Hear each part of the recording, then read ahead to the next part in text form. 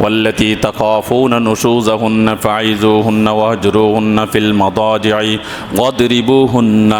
ওয়াদরিবুহুন্না। আল্লাহ পাক রব্বুল আলামিন কোরআনের মধ্যে বলছেন ওয়াল্লাতী তাখাফুনা নুশুযাহুন্না, যদি তুমি ভয় করো যে তোমার স্ত্রী তোমার অবাধ্য হয়ে যাইতেছে, বেলাইনে চলে যাইতেছে, ফাইযুহুন্না, তাহলে সর্বপ্রথম আল্লাহ পাক রব্বুল আলামিন সিস্টেমটা বাতাইয়া দিছে যে তুমি তোমার স্ত্রীকে সর্বপ্রথম নসিহত করতে থাকো। এখন যদি সর্বপ্রথম যদি নসিহত যদি করার পরেও যদি দেখা যায় যে নসিহতে কাজ না হয়, তাহলে যেহেতু তোমরা স্বামী স্ত্রী উভয়জন একই সাথে থাকো, তাহলে তুমি বিছনাটা আলাদা করে নাও।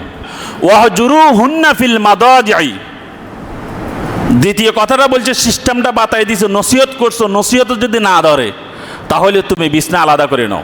তুমি সাইড থেকে যখন তুমি দূরে সরে যাইবা, হইতে পারে সে বুঝতে পারে যে আমার স্বামী মনে কষ্ট পাইছে, মনে কষ্ট পাওয়ার কারণে সে বিছনা কি করছে, আলাদা করে দিয়েছে। নারীদের ভিতরে এমন একটা জিনিস, তারা যত কিছু হোক, ঝাই ঝামেলা মান অভিমান যা কিছু হোক স্বামী স্ত্রীর ভিতরে, কিন্তু নারী কখনো চায় না যে এই স্বামী তার পাশ থেকে সরে যাক। এটা তাদের ফিতরত। সে সবসময় স্ত্রী চায় যে স্বামী তার পাশে কি সবসময় থাকুক। তো এই কারণেই আল্লাহ পাক রব্বুল আলামিনও বলে দিয়েছেন, যখন তোমার তুমি এই সাইডগুলো সমস্যাগুলো দেখবা, আগে নসিহত করবা, নসিহত যদি না ধরে তাহলে তুমি বিছনা আলাদা করে দিবা। বিছনা আলাদা করার পরেও যদি সে সোজা না হয়, তাহলে কিছু শাসনের কথা বলছে ওয়াদরিবুহুন্না, তাহলে তুমি হালকা পাতলা কিছু শাসন করতে পারো, এই অধিকার আল্লাহ পাক রব্বুল আলামিন তোমাকে দিয়ে দিচ্ছে।